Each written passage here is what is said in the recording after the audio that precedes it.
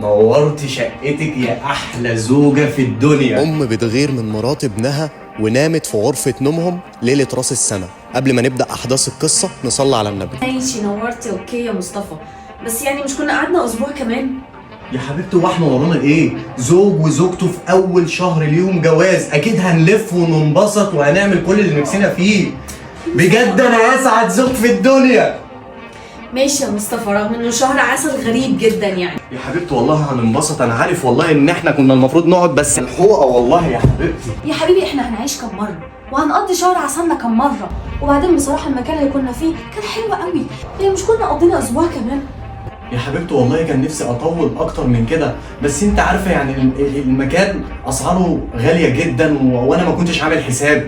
مصطفى يا حبيبي انت جيت، الحمد لله على السلامه. ايه ده ماما؟ مالك يا مصطفى؟ ايه اللي جابك هنا؟ ايه ولا مالك؟ انت مش مبسوط بيا ولا ايه يا ولا؟ مبسوطين. مش انت مبسوطه يا عصمت؟ ها؟ ماما يا عصمت. ايه ده يا مصطفى؟ دي ماما. مصطفى بقول لك ايه، انا هغير هدومي وهنام في اوضه الاطفال. عصمت ايه يا ولا؟ مالك يا ولا؟ انت مش مبسوط اللي شفتني؟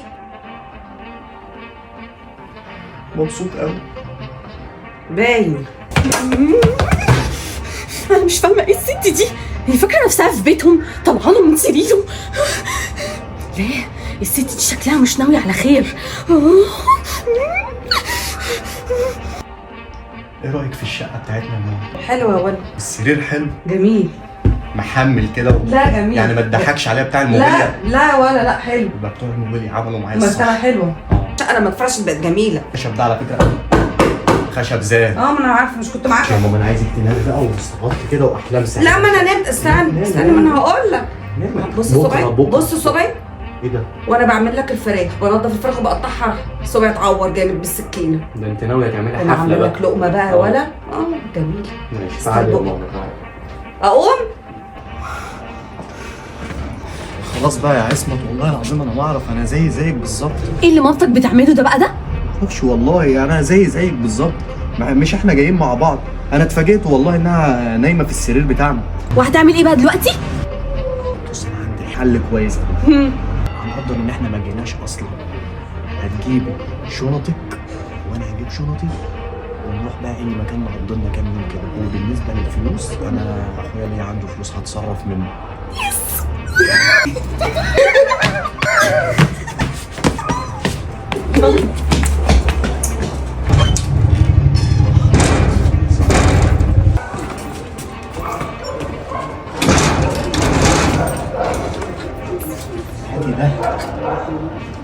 عارف لو قلت له نرجع؟ يلا مش وقت الكلام ده عشان رايحين على فين؟ رايحين على فين وهربانين؟ رايحين على فين بشنطكوا دي؟ يا واطي يا واطي قليل الاصل، وانا اللي جايه لك وعامله وحاطه وشايله. يا ماما ده انا صبعي اتقطع وانا بنضف لك الفراخ اللي هتاكلها انت والهاني. طالعين انا وعصمت عشان نجيب لك حاجه عشان صابعك اللي فيه التعويض. الشنط الشنط الدرجات يا ولد. طب الشنط اهي وانا اللي ماشيه. ليه بس كده يا ماما؟ ده احنا بنحبك والله وعصمت بتحبك قوي. ما نستغناش عنك طبعا يا حماتي. احنا ملناش غيرك. طيب ماشي، انتوا سايبيني بقى البيت وماشيين، انا بقى اللي هسيبكم البيت وامشي. اقعدوا بقى. مش هنسيب ماما استني. هروح يا ماما. والله انا مروحه. عصمت انا مش هينفع ازعل امي. يعني مش هنسافر يا مصطفى؟ ماليش غير امي بقى يا عصمت، هعمل ايه؟ يعني ايه الكلام ده؟ يعني مفيش سفر؟ يعني هندخل شنطنا يا عصمت وهندخل نقعد مع ماما بقى. هندخل شنطنا يا مصطفى؟ ما هو مش هينفع يا عصمت اسيب ماما زعلانه كده ونمشي يعني نروح نتفسح.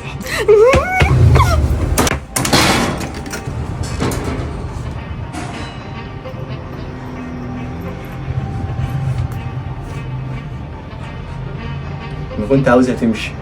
مش قلت لك يا حبيبتي؟ شايفه قد ايه الحياه جميله في شقتنا والحياه مريحه نفسيا هنا في الشقه. مصطفى ما تفكرنيش بالموضوع ده. المسلسل بدأ على فكره. بدأ. انا هجيب مسلسل برنامج ده. ايه ده بتتفرجوا على ايه؟ تركي؟ قومي قومي قومي. انا غليت اللبن ونقع الرز. أيوة يا ماما، يلا طب. قوم اعمل لنا رز بلبن، عايزه اقعد مع ابني لبن ايه شويه. اللي غليتيه يا طنط؟ حبيبتي مش تعملي لنا رز بلبن؟ يلا طب خلاص يا عصمت، حياتنا السادة دي هات يا الرز بلبن وتعالى. يلا يا ماما اعملي لنا حاجه حلوه ناكلها. يلا يلا انا ساعدتك اهو، نقعت الرز. عايزه ايه تاني؟ افرد بقى ظهرك كده واقعد حلو، عشان انا مش خايفه على مصلحتك، انا خايفه على مصلحتك. اقعد ولا كده ظهرك حلو كده مشدود. يلا عشان نتفرج على ماسبيرو مع بعض. فيلم حلو النهارده.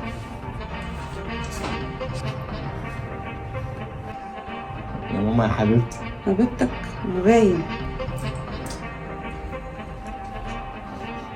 طب انا لا انت مش هتقوم. اه لما نشوف بقى الشمرونه بتاعتك هتعمل ايه. اقعد جنبي كده أهو، واسند قاعد أهو، ظهرك كده، أهو. ظهرك كده. طيب اروح. هتقعد. احنا بنحبك قوي يا ماما، مبسوطين قوي ان انت موجوده معانا في حياتنا. عارفه شيء مؤكد. القرف ده والشاي والكوبايات المنقوعه دي. طب اهو يلا بقى مقومها، خليها تنضف المطبخ ده من فوق لتحت. انت يا هانم، انت يا هانم، انت يا ست هانم مليانه من الدار وسايبه البيت زي الزفت مزبل. قومي. في ايه يا طنط بس؟ قومي من النوم، قومي يا اختي، قومي تعالي شوفي القرف. قومي قومي تعالي شوفي القرف، شوفي المطبخ زي الزفت ازاي. مطبخ ده ايه؟ مطبخ، ده منظر. ايه ده؟ ايه المواعيد دي كلها؟ ايه ده كل ده؟ والشاي والقهوه والكوبايات زي ما هي. ايه ده؟ والحله. ايه ده؟ ايه ده؟ ايه القرف ده؟ ده ينفع كده من اول اسبوع كل الوساخه دي؟ يا مصطفى يا مصطفى، يا طنط ده منظر مطبخ؟ ايه يا ماما مصحيانا على الصبح ليه كده؟ ده مطبخ عروسه ده؟ بص الوساخه، بص القرف اللي مراتك معيشانا فيه. يا مصطفى ما كانش كده اصلا من امبارح، ما كانش كده. يا ازاي ماما يعني؟ ما هي منضفه المطبخ امبارح، انا شايفها بعيني وهي منضفاه. ده يا ابني لو بيتنضف كل سنه مش هيبقى بالمنظر ده. طيب يا ماما مش الصبح كده يعني كنت سيبها تنام وتصحى هي تنضف؟ تنام لي امتى؟ للمغرب الساعه 10 الصبح يا ابني. الواحده لازم تقوم تنضف بيتها. بص المنظر، بص الحلال، بص خلاص الاكل. ماشي، انت هتبقي مبسوطه يعني. معلش يا عصمت يعني نضفي المطبخ بسرعه كده نضفي ايه يا مصطفى؟ دي ما بقتش عيشه دي. دي بقت عيشه لا تطاق. انا سايبه لك البيت وماشيه. هي دي عشا اصلا؟ هي دي عشا يا ابني معيشها لك؟ ماما هو ايه اللي انت بتعمليه ده؟ يعني هو ينفع يا ابني ان هي تسيب لك البيت وحش كده؟ انا خايفه عليك يا ابني، لازم تعيش كده في حاجه كويسه ونظيفه. انت كده يا ام بتخربي عليا حياتي، مش عيشه ده على فكره. يعني انا يا ابني غلطانه ان انا خايفه عليك وبحبك.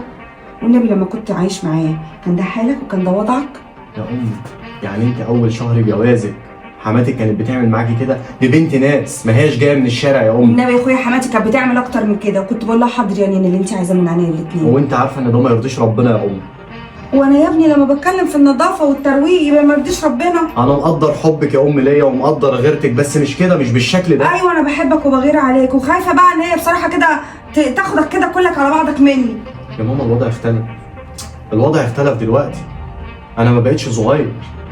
ودي مش عيشه بقى يا مصطفى، انا مش راضيه اهي العيشه مشيت دي. دلوقتي يا ماما وراحت عند اهلها، انا وضعي ايه دلوقتي بقى لما اكون عريس في اول شهر جوازي؟ مراتي تسيبني وتغضب عند اهلها. انا هقعد معاك واخدمك كده واخلي لك البيت زي الفل، ورده فله. انا مش نافع معايا النظام ده يا ام، وانا هتصل على اخويا يشوف حل معاكي. تعالى يا ولد الوليه معفنه، تعالى ما تتعشقش. سيبني فين يا هي ماما؟ قاعده معاهم شويه. يا ماما مصطفى اتجوز، اللي انت بتعمليه ده ما ينفعش. خلاص شغل ان هو ابنك وكان معاكي في البيت على طول ده خلاص خلص. مصطفى دلوقتي اتجوز وانت اللي مجوزاه بايدك، بقى له حياته، فما ينفعش تغيري عليه. هتغيري عليه من مين؟ من مراته يا ماما. يا ابني ما هو ابني برضه في ايه يعني؟ انا ما يغيرش عليه، ما اتضايقش علشان واحده جت كده شاركتني في حياته. وبعدين بالله عليك ده منظر بيت، ده منظر حياه هو عايشها، كان عايش معايا متهني. حلو، بس هو دلوقتي اتجوز. وبعدين النصايح الجميله بتاعتك دي هم اكتر ناس محتاجينها في الوقت ده. تيجي تقعدي مع مرات مصطفى شويه تفهميها، تقعدي مع مصطفى شويه تفهميه، وتاخدي بعضك وتمشي. وبعدين يعني انا مش مالي عليك البيت. طبعا يا حبيبي انت كمان قلبي، بس برضه تيجي واحده كده تاخد ابني كده مني دي فجاه. مش واحده يا ماما، دي مراته، وعلى فكره انسانه محترمه جدا وبنت ناس، وبرضه صايناه وبتحافظ عليه. ده اللي انا شايفه، بتحبه. ما قلناش حاجه، ما قلناش حاجه يا ابراهيم.